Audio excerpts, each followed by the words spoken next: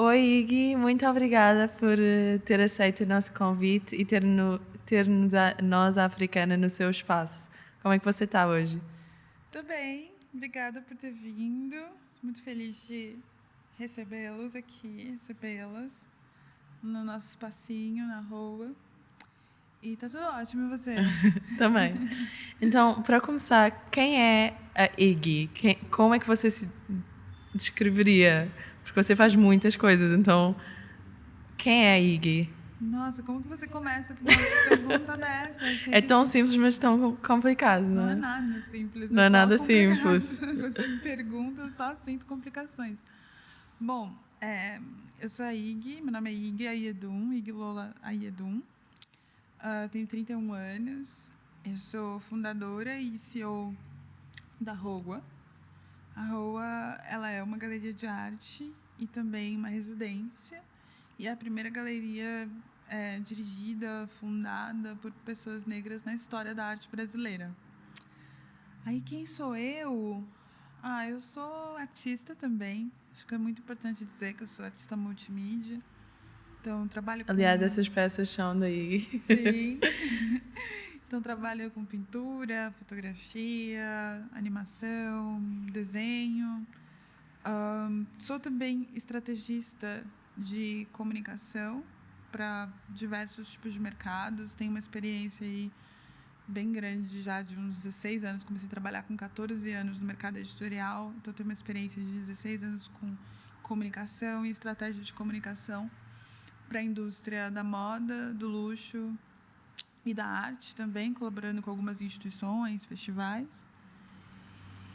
E sou geminiana, com ascendente em virgem, lua em virgem, super apegada a essas indicações esotéricas, que eu acho que dizem muito sobre uma pessoa que é muito ativa, mas também tem muita flexibilidade, versatilidade e muita certeza também do que quer e do que faz.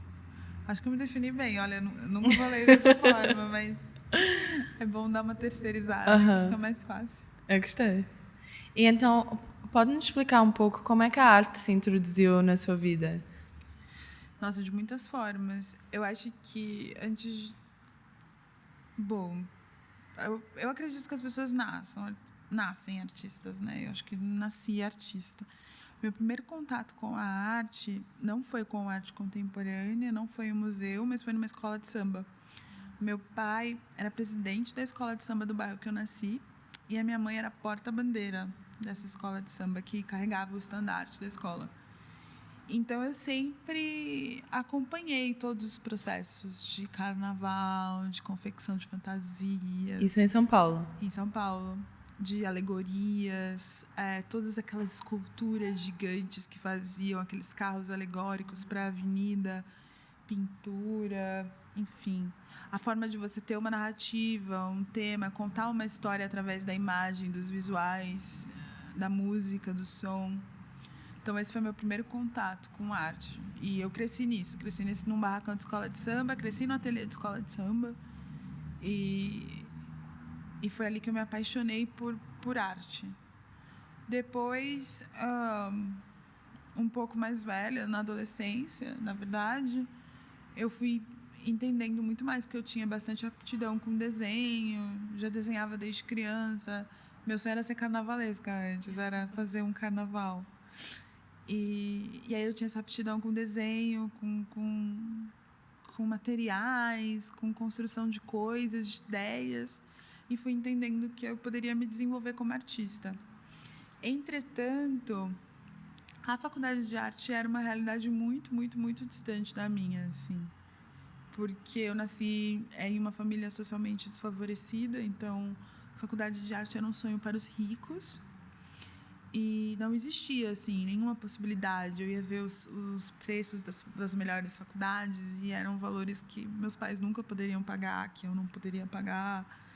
E as universidades públicas eram acessíveis, porém você tinha que ficar o tempo todo na universidade, o dia inteiro, integral. E para isso você não podia trabalhar. E eu trabalhava já, porque eu trabalho desde os 14 anos de idade. Então, isso foi me distanciando da formação em artes. E aí eu fui buscando uma forma mais acessível de chegar na criação. E foi aí que eu entrei na moda. E aí a moda era algo mais acessível, que me possibilitava trabalhar ao mesmo tempo, entrar no mercado de uma forma mais efetiva, construir uma carreira. E aí foi isso, assim. E eu entrei na moda entendendo que em algum momento da minha vida eu iria entrar na arte, assim. Então sempre teve lá... no fim do dia era sempre sobre a arte. Sim, no fim do dia era sempre sobre a arte. Tanto que com os meus trabalhos de moda, eu fazia styling, direção de arte. As pessoas falavam, mas você não é stylist, você não é da moda, você é artista. É muito difícil entender as imagens que você faz, sabe? Tinha sempre também um outro tipo de recepção com o meu trabalho, assim, que eu gostava muito de fazer. Trabalhava muito para, tipo, revistas independentes que davam mais abertura para criações mais autorais, mas chegou um momento da minha vida que ficou pequeno, sabe? Falei, não, eu quero pintar, eu quero fazer escultura, instalação, quero construir outros tipos de projetos. E aí foi quando eu me dei conta e saí, larguei tudo e resolvi investir em um ateliê, em ter o meu próprio ateliê. E aí eu já estava com uma carreira de moda já consagrada no Brasil. Isso em que ano, mais ou menos? Isso foi agora, foi 2017, 2018.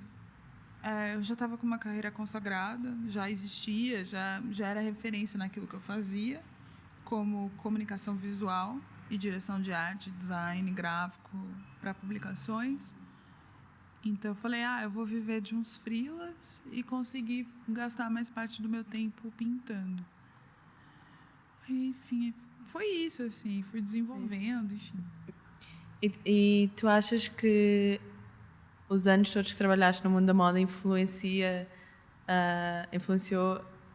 a tua carreira como artista, a tua arte em si, a maneira que olhas para as coisas? Muito, eu acho. Acho que tem uma coisa, assim, criativamente tem uma coisa que é muito importante, que é a minha relação com o têxtil. Os meus trabalhos de arte, eles são muito têxteis, né? Então, porque eu tenho um apreço pelo têxtil muito grande, eu tenho um conhecimento têxtil meio extenso, assim, por causa da moda. Então, quando eu pinto, quando eu faço as telas, eu sempre trago o têxtil como base, e a forma como eu lido com ele, que eu trato ele, que eu entendo ele, vem de conhecimentos que eu adquiri na indústria da moda. E a outra coisa é uma questão de maturidade de funcionamento corporativo.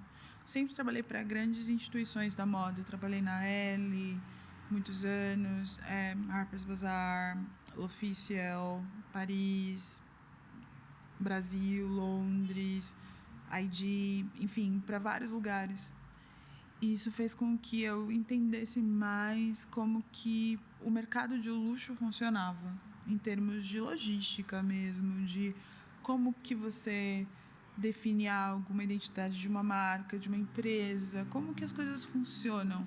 Porque eu acho que as pessoas tendem muito a distanciar o artista de processos estruturais, né? É como se o artista vivesse num lugar isolado, onde ele só cria as próprias trabalhos e não entende nada, não sabe como vender, não sabe como divulgar, não sabe...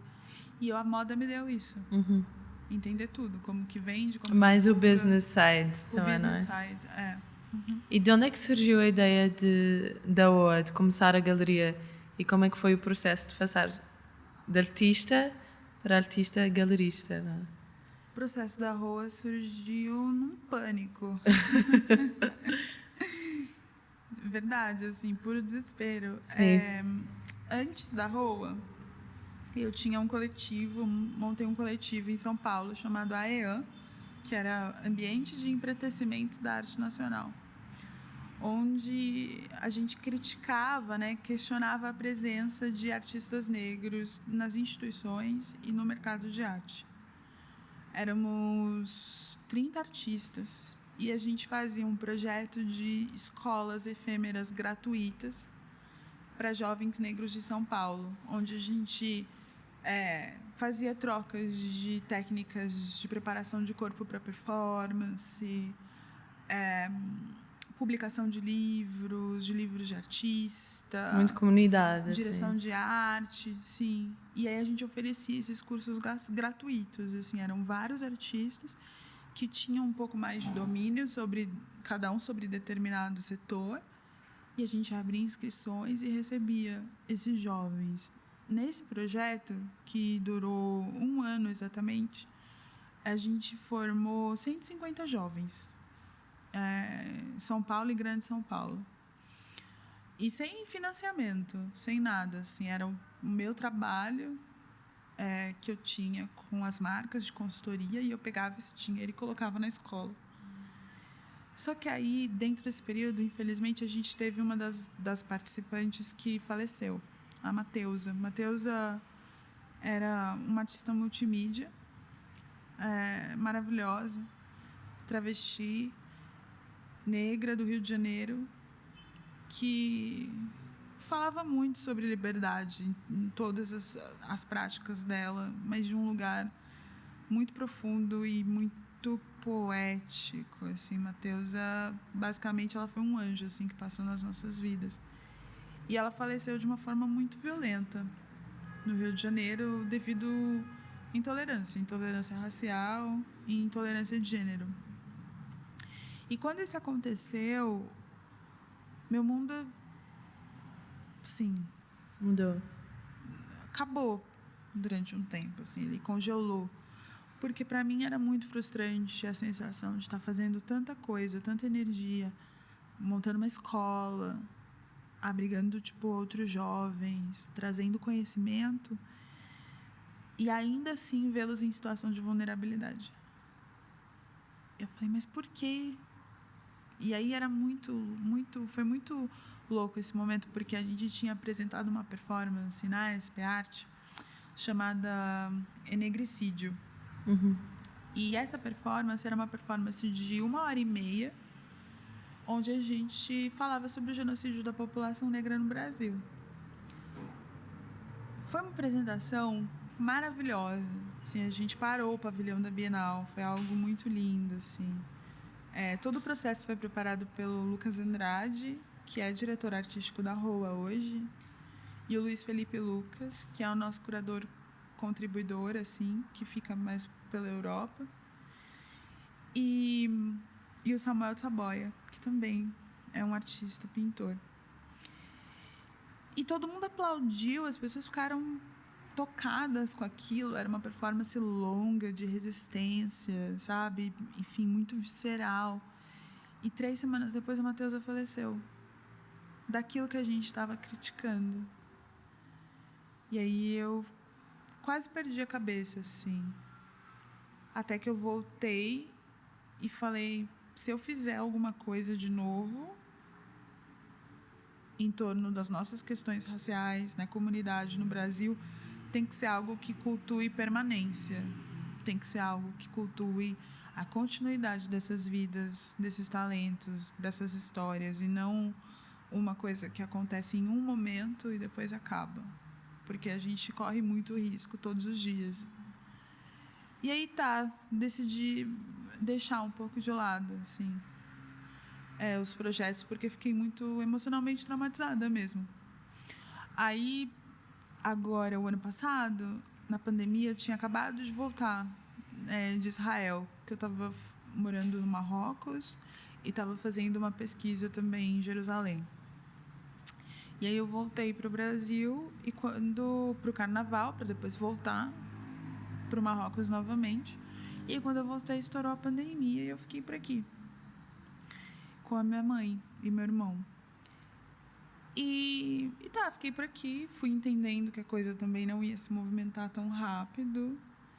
E conforme eu fui me conectando, reconectando com toda essa turma de artistas que eu conheço, que são meus contemporâneos e que faziam parte desse grupo, e outros que não faziam parte, mas estavam conectados, eu vi que a situação estava muito, muito, muito difícil, assim, muito difícil. Eu tinha artista que não tinha o que comer em casa.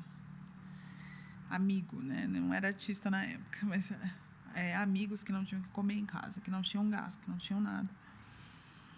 E eu fui analisando, né, todos os impactos da pandemia nos mercados, eu vi que o mercado da arte não estava sofrendo tanto assim, que tinha ali adaptou-se bem, dinheiro circulando, que as coisas estavam acontecendo. E foi quando eu falei, como assim? Como assim eu tenho amigas maravilhosas, pintoras, que não tem dinheiro para nada, que tem um trabalho intenso, e estão dizendo que esse mercado está mais vivo do que nunca.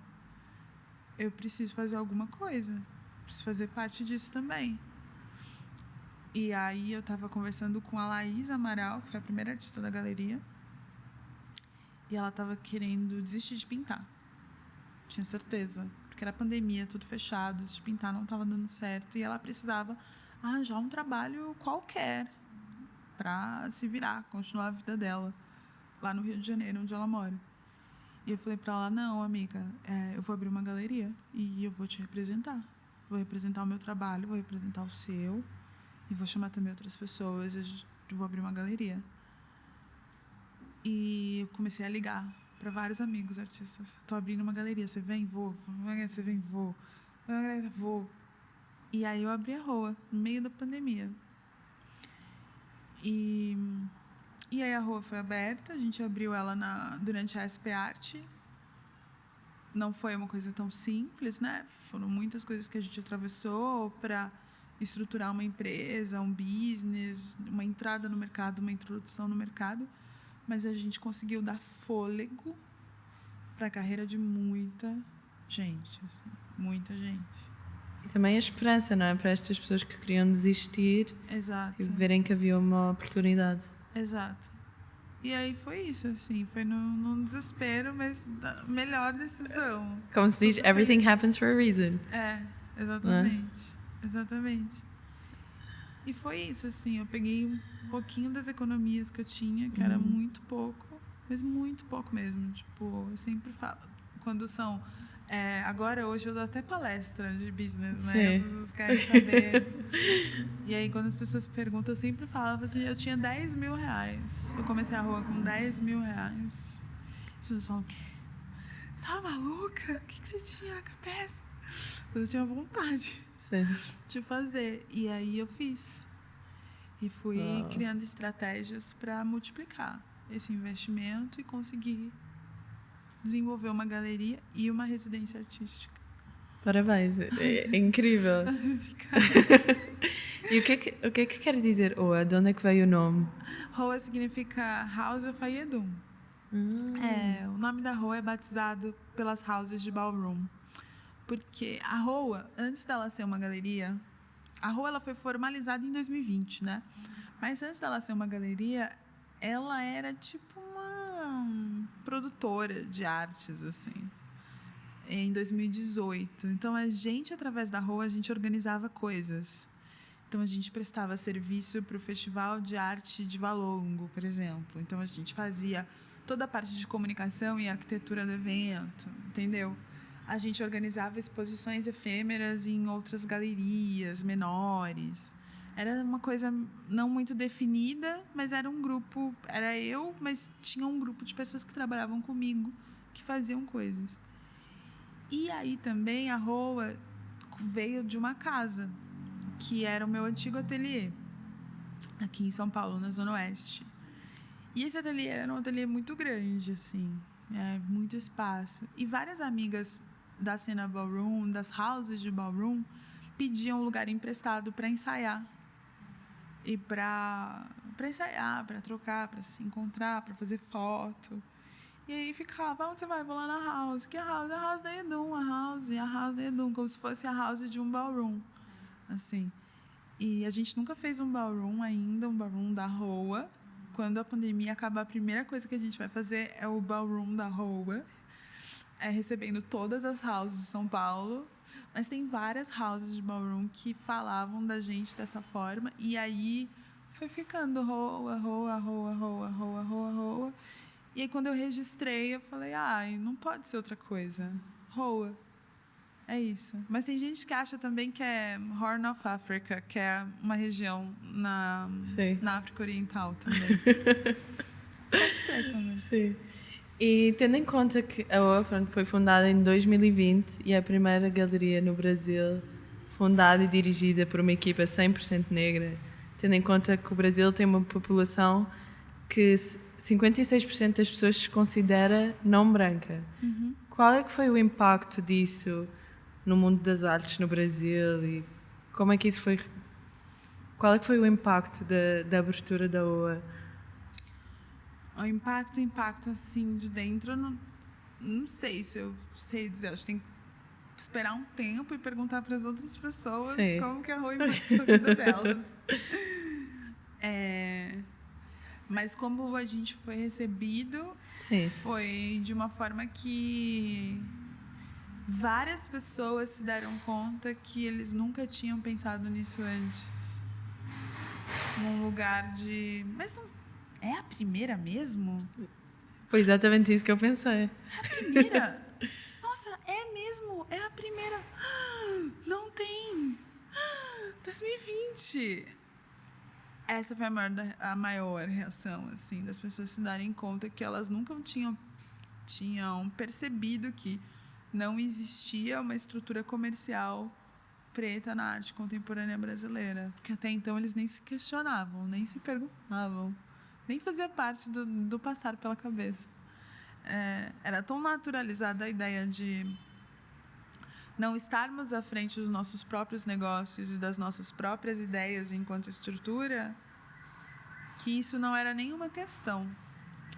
E aí, o que eu vejo hoje, depois de 1 ano de galeria, 1 ano e 2 meses, é que muita gente começou a se questionar, assim, e pensar em outras iniciativas que pudessem fazer com que a realidade da arte contemporânea brasileira, do mercado de arte especificamente, fosse mais diverso mesmo. Sim.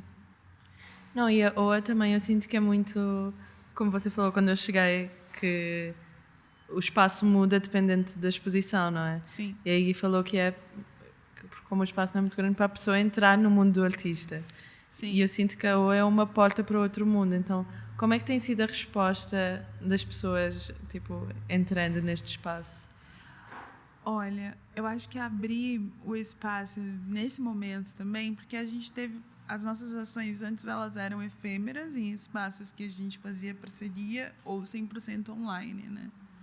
E aí aqui a primeira galeria que é nossa, que a gente tem de fato um espaço, uma estrutura sedimentada, sabe?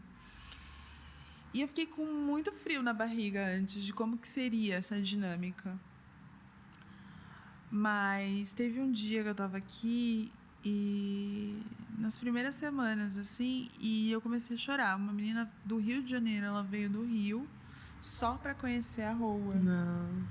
E ela começou a falar comigo e eu comecei a chorar. Ela, por que você tá chorando? Eu comecei, tô chorando porque você é a prova de que existe, É um sabe? reconhecimento, né? É um reconhecimento, é a prova de que o que eu estava fazendo, o que nós estávamos fazendo existe de verdade. Ela era uma menina de 24 anos, sabe? Ela se inspirava nisso para construir a carreira dela, o que ela imagina. Então, isso para mim foi muito forte. E depois, com a convivência com o espaço, eu fui entendendo que a Rua, eu acho que é uma das galerias de artes mais democráticas que tem em São Paulo hoje. A gente consegue ter no mesmo espaço uma super executiva de uma grande multinacional e ter também jovens, adolescentes de um coletivo de skate ao mesmo tempo, no mesmo lugar. Então, eu acho que a Rua tem essa essência ou esse charme que a gente atrai pessoas de vários mundos, de várias realidades, e elas se encontram em torno disso. E eu acho que entender isso foi o que é o que me dá mais vontade de continuar e de expandir, porque eu quero cada vez mais que esses mundos possam se encontrar, sabe? Criar pontes e quebrar barreiras. Não, e é interessante porque a OA também está localizada num espaço, não é? As pessoas têm que saber que está aqui para virem aqui, não é? Tipo, Sim.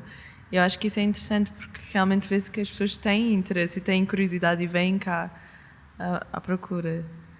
Sim, não, totalmente. Eu acho que agora, por exemplo, a gente vai abrir o segundo espaço, que vai ser um espaço ainda mais de maiores trocas, né? Que é a residência artística. Então, a gente vai inaugurar uma nova residência aqui perto da galeria também, não muito longe, no bairro do Pacaembu. E lá vão ficar os ateliês dos artistas, a gente também vai abrir para cursos, a gente vai fazer fins de semana de programações com performances. A gente vai abrir programas públicos gratuitos para jovens aspirantes, artistas. E lá a gente tem muito espaço, então eu acho que também é um lugar que a gente mais vai ver esses mundos se encontrando e, mais do que isso, convivendo entre eles, sabe? Criando possibilidades de diálogo através da arte. Exato, encontrando um tema comum, não é? Um tema que liga. Exato. Independentemente de onde a pessoa nasceu, do que faz no dia a dia, da idade. A arte é uma coisa que nos junta, não é? Exato. Eu acho que é o que tem que ser, né? Sim. Eu acho que a arte, para mim, ela é muito sobre integração, ela é muito sobre realizar. Acho que tem, né, o ideal de contemplação da arte, que é algo que já está estabelecido, mas entender as possibilidades de realização e os efeitos que ela faz na gente, na nossa vida, no nosso sentimento, na nossa visão de mundo, é muito importante. E entender que a arte também pode ser um elo de conexão entre mundos, entre realidades, principalmente num país que é tão desigual, é também um sentido muito próprio, sabe? Tipo, para mim, mais valioso do que beleza, assim. Ou o princípio da beleza, sabe? Primeiro essa sensação de comunhão e então o belo, sabe? Sim. Enfim. E como é que tem sido a resposta dos artistas, assim, de ver a evolução dos artistas e sentirem-se parte de uma comunidade como a OA? Deve ser... Nossa, eu sou apaixonada, né, pelos artistas da rua. Eu sou apaixonada. Eu imagino. Eu sou apaixonada de um nível que eu tava no Ano Novo, em Londres, lockdown. Uhum. Eu mega supersticiosa, porque eu sou super supersticiosa, e eu passei meia-noite rezando para cada um deles, para trazer bons fluidos, boas oportunidades e boas vendas. Esse é o nome de cada um. Sim. Porque eu amo muito. E mudou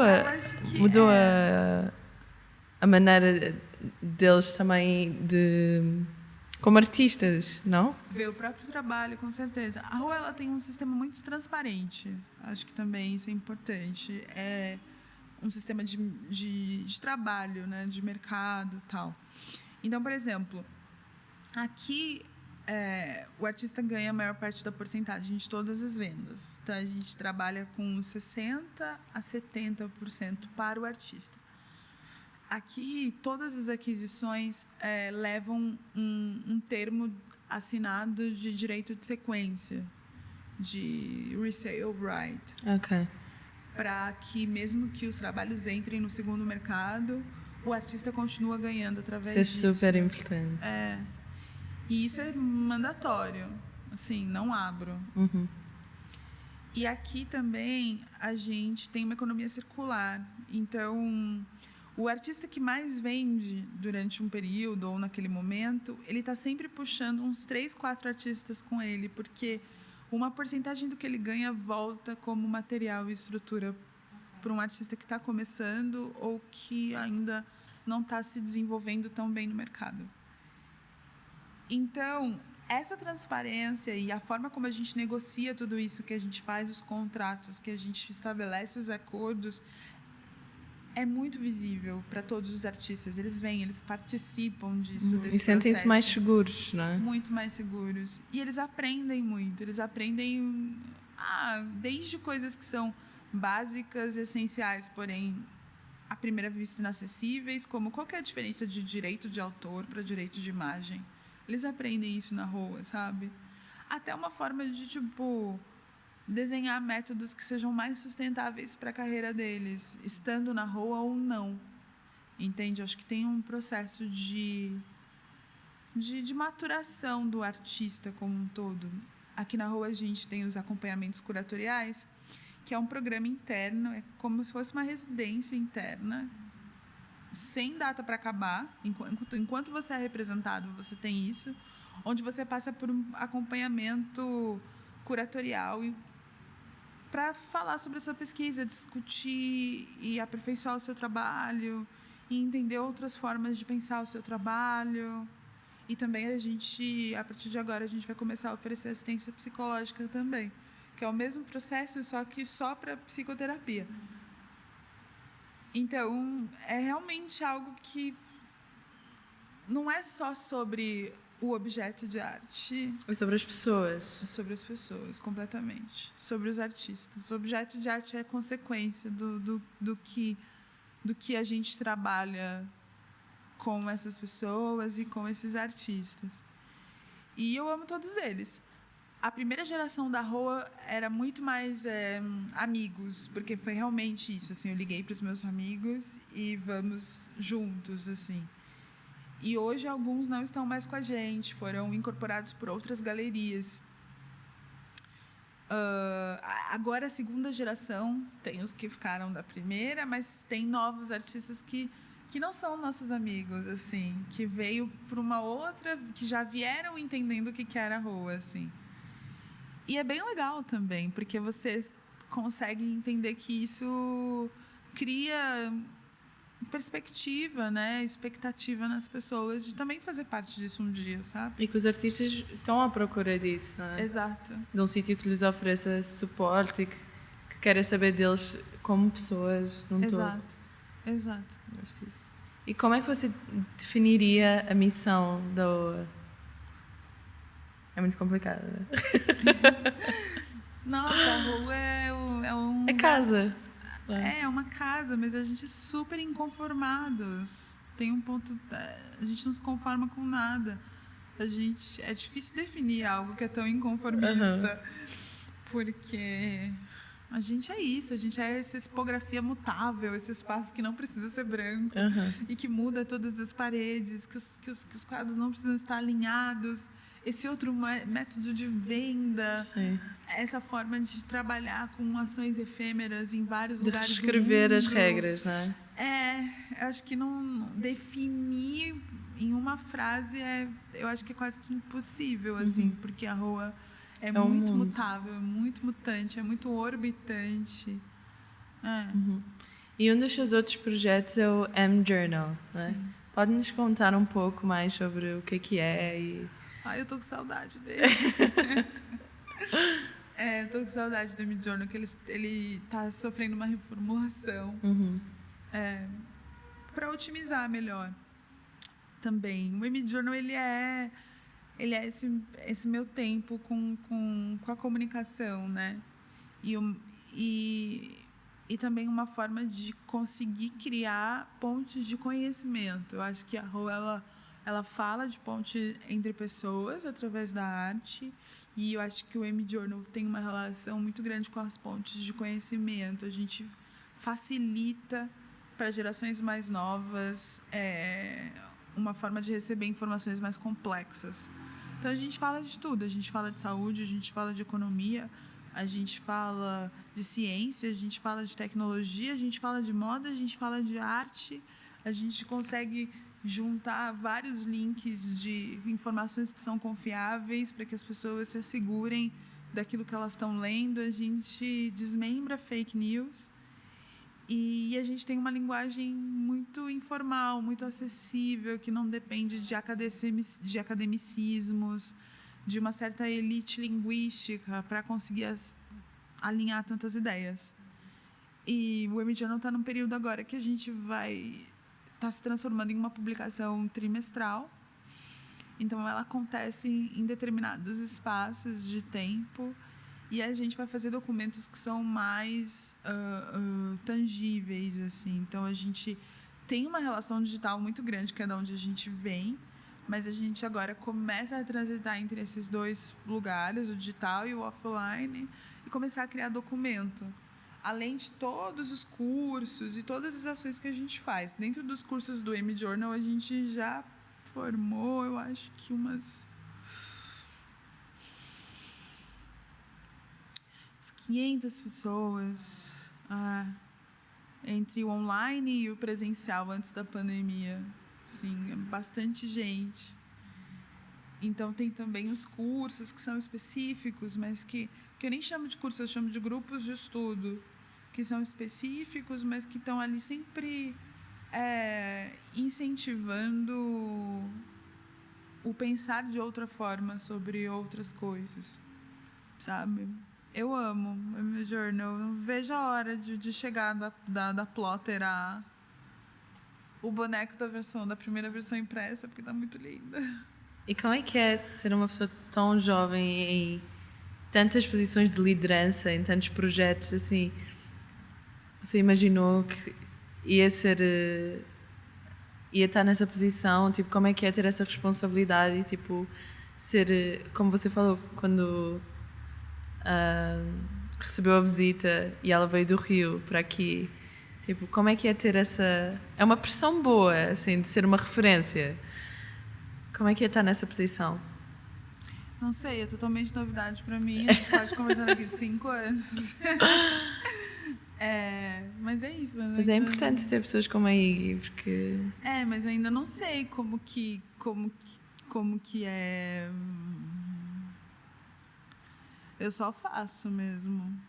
Faço com muita vontade e sem medo. É importante nenhum. as pessoas terem referências, porque quando elas têm referências, elas sabem que é possível. Não, eu entendo, mas eu ainda não aceitei que sou não, eu sei. Para aí ainda não se põe nessa posição, né? Sim, não. Para mim, o foco está em fazer. Assim. Sou muito, muito apegada em fazer. Eu tenho um trabalho que é super simples, que é um looping de uma peça 3D girando, e o trabalho chama Pensar é o Bastante. Esse trabalho define os meus últimos 5 anos, porque basicamente tudo isso que eu faço vem também de um lugar de muita inquietação. Pensar é o bastante, pensar é o bastante. E aí eu comecei a inverter também um pouco a lógica do fazer para depois pensar sobre o que fez, sabe? Que é uma lógica muito mais decolonial, né? Quando a gente olha para as nossas práticas ancestrais, onde a construção das coisas, elas não partem do pensamento, né? E sim das coisas. Tem essa coisa muito europeia da definição do pensamento, do projeto, da projeção, que na nossa ancestralidade africana não tem, sabe? Que não é o princípio. Então, eu vou fazendo. Não importa como, eu vou fazendo. Quando a Iggy quer, faz acontecer. Eu só não passo por cima de ninguém, Sim, só não faço claro. jamais. Não sendo nada ilícito, tipo, ilegal, eu vou fazendo. E é isso, eu vou fazendo. Porque a gente também não tem muito tempo, né? Eu tenho uma relação estranha com o tempo, uma sensação de que não tem tempo. Mas uma sensação de que não tem tempo, não que a vida vai acabar, mas uma questão de não ter tempo hábil, sabe? O mundo está tão caótico, são tantas coisas. O sul global está tão derretido que não tem tempo hábil para decidir, para pensar, para se aventurar. Não dá tempo. Então, eu olho para isso e falo, eu preciso fazer coisas onde as pessoas encontrem tempo hábil para ser quem de fato elas são, porque a gente só está sendo engolido o tempo inteiro, sabe? E aí eu vou fazendo, vou otimizando o meu tempo hábil. É uma correria. Eu acho que sou eu brigando com o tempo inteiro. O tempo vira para mim e fala, você não tem tempo hábil para criar uma estrutura assim. Eu falei, eu tenho. o desafio. Sei lá, sabe? E fora da OA, como é que você vê a representatividade dos artistas negros no Brasil? Eu acho que está crescendo muito no último ano. Eu acho que George Floyd deixou um super legado para o Ocidente. Dentro de uma relação super marqueteira mesmo, né? Que tem a ver com marketing social, né? Marketing cultural. Mas eu acho que também, para além disso, existiam já muitas discussões que antecedem tudo o que a Rua é, o que a Rua faz, e que, de alguma forma, elas tinham que evoluir para algum lugar onde a inclusão fosse algo imprescindível, sabe? Tipo, algo que precisa acontecer. Então, eu não sou pessimista, tipo, uma pessoa super otimista, então eu consigo ver o lado bom das coisas, assim. Eu sei que a gente precisa evoluir o discurso da inclusão para o discurso da permanência.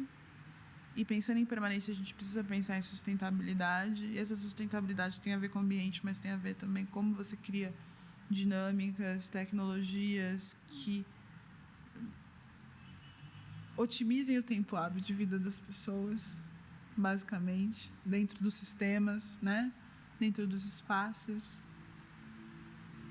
E eu acho que a gente precisa evoluir para isso, porque a representatividade por si só não dá conta mais de toda a complexidade que é ser um corpo racializado no mundo, ainda mais no sul global, Latinoamérica, que é onde a gente está agora. Então, eu acho que eu sou otimista. Eu acho que com o tempo a gente vai apresentando outras versões do que pode ser uma verdade, e quem está aberto vai entendendo e vai se aliando e vai ajudando a construir e também fazendo parte disso, assim. Eu acho que é um caminho muito, muito longo, né? Eu venho de família de militantes, né? Meu pai, ele foi diretor da Fundação Palmares quando era criança, durante muitos anos. E eu lembro muito, assim, infância e adolescência, o passinho de tartaruga que eles conseguiam dar lá atrás, no movimento negro dos anos 90, anos 2000, onde coisas como o que nós fazemos hoje eram completamente impossíveis de se existir. E aí, quando eu vejo também o quanto que a gente avançou, sabe? O quanto que a gente chegou, tipo assim, em relação ao que eles eram. Dá uma força. Dá muito uma força. E no espaço de tempo que isso aconteceu, dá muito uma força. E aí eu acho que para as próximas gerações a coisa só vai ser mais otimizada. Mas é isso, acho que precisa evoluir o discurso de inclusão e representatividade para a permanência, porque não adianta colocar dentro, precisa manter, entendeu? Porque a mudança, a transformação, ela vem da simbiose de todas as coisas, né? E não, sei lá, do tokenismo. Sim. E que conselhos é que você costuma dar aos jovens que querem seguir as artes? Nenhum.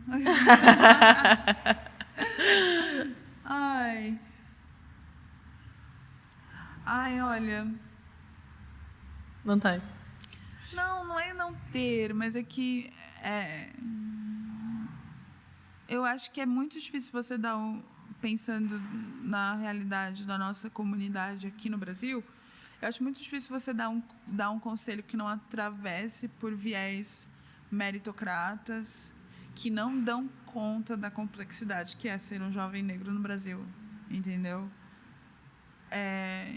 E aí é muito difícil você dar um conselho que não passa por um viés capacitista, que não dá conta da complexidade que é ser um jovem negro no Brasil, entende? Então, é complicado, é sensível, assim. É muito sensível. Eu acho que, óbvio que é sobre acreditar, óbvio que é sobre experimentar, que é sobre fazer, Mas também a gente precisa entender que, para experimentar, precisa ter como. Quem pode fornecer esse como? Os recursos, tudo. Os cursos, os materiais, os lugares, as oportunidades. Entende? Experimentar é um luxo. Experimentar. Porque experimentar você pode fazer o que você quiser sem se preocupar se deu errado ou se deu certo. Isso é um luxo. Significa que você tem várias coisas para descartar. Entende? E aí, sobre batalhar, um jovem negro no Brasil, vivo em 2021, eu não preciso falar para ele que ele precisa batalhar, né? É o dia a dia. Entende? Sim. Então, é complicado essa coisa do conselho, sabe? Mas sim, porque vai muito além do individual. é muito, muito mais além, sabe? E eu acho que até essas ideias do conselho, né, de patronizar, são ideias muito baseadas em linhas de pensamento brancos, né, onde o sistema é seu maior aliado. Então, qualquer impulso individual que você fizer vai dar em alguma coisa. Agora, quando o sistema não é seu aliado, você pode dar vários impulsos individuais que não dão em nada. E não dão em nada, mesmo. É frustrante, mas não dão em nada. Mas, agora pensando, eu acho que o que eu diria e às vezes eu falo isso assim, sobre lucidez. Sobre tentar sempre encontrar um espaço para se manter lúcido e ver o que está na frente e o que está além, assim, e bem lúcido. Acho que é isso, assim, saber onde está pisando, saber onde está entrando, saber com o que está lidando, como que está lidando, conseguir enxergar o que quer, por que quer, como deseja, as construções das relações. Acho que lucidez. Sejam lúcidos, não percam a cabeça. O que é que podemos esperar da OA no futuro? Da Rua no futuro tem um monte de projeto. Isto vai demorar, então até lá provavelmente já vai ter saído. Rua Futuro Próximo. Rua Futuro Próximo tem a inauguração da residência aqui em São Paulo e o programa Nacional e Internacional de Verão. Então, dezembro, janeiro e fevereiro. Eu amo até lá já vai ter acontecido, porque é quase a gente está fazendo quase uma magia aqui, já jogando no futuro, né? Mas, enfim, a inauguração já está dada, o projeto de verão está em processo de captação. A gente vai começar a fazer uns intercâmbios de artistas de todo mundo que possuem trabalhos e pesquisas, e curadores e pensadores que possuam trabalhos e pesquisas que fomentam a prática decolonial, né, o pensamento decolonial, e trazer essas pessoas para cá para conversar com quem está pensando decolonialidade aqui e criar uma coisa muito, muito linda. Tem a abertura do nosso escritório em Londres, né? Então a Rua entra no Cromwell Place, que é esse hub artístico em South Kensington. Fancy. Very fancy. E também um lugar ali onde a gente vai dar mais acesso, né, para o trabalho dos artistas. Mas é incrível abrir essa porta. Sim, eu estou muito feliz. Para os artistas que estão aqui. Sim. Eu também estou excited. Sim. E as possibilidades de exposições, né? Então a gente vai começar a desenhar um programa de exposições que vão acontecer lá. E eu acho que já é bastante, né? É muito. Manter a galeria aqui. E é isso. E o resto são detalhes. Sim. Sim. Não. E então, a última pergunta que nós fazemos sempre a todos os nossos convidados é... E a gente vai estar na 154. Ok. Lembrei. Sim. E a gente vai participar da 154 em outubro. Em outubro. Eu não sei se isto vai sair antes ou depois, mas... A gente vai participar na de janeiro, na de fevereiro. Depois tem outra, tem Paris, tem Marrakech, tem Nova York, tem Londres, a gente vai estar em todas, então vai sempre valendo. Então, a última pergunta que nós fazemos sempre aos nossos convidados é: quando é que foi a última vez que você se sentiu inspirada, assim, um momento de inspiração? Ontem. Pode partilhar ou é segredo? Posso. que vamos falar isso. Ontem eu estava na terapia, eu faço terapia Ayurveda. E aí a terapia acabou, eu estava deitada assim.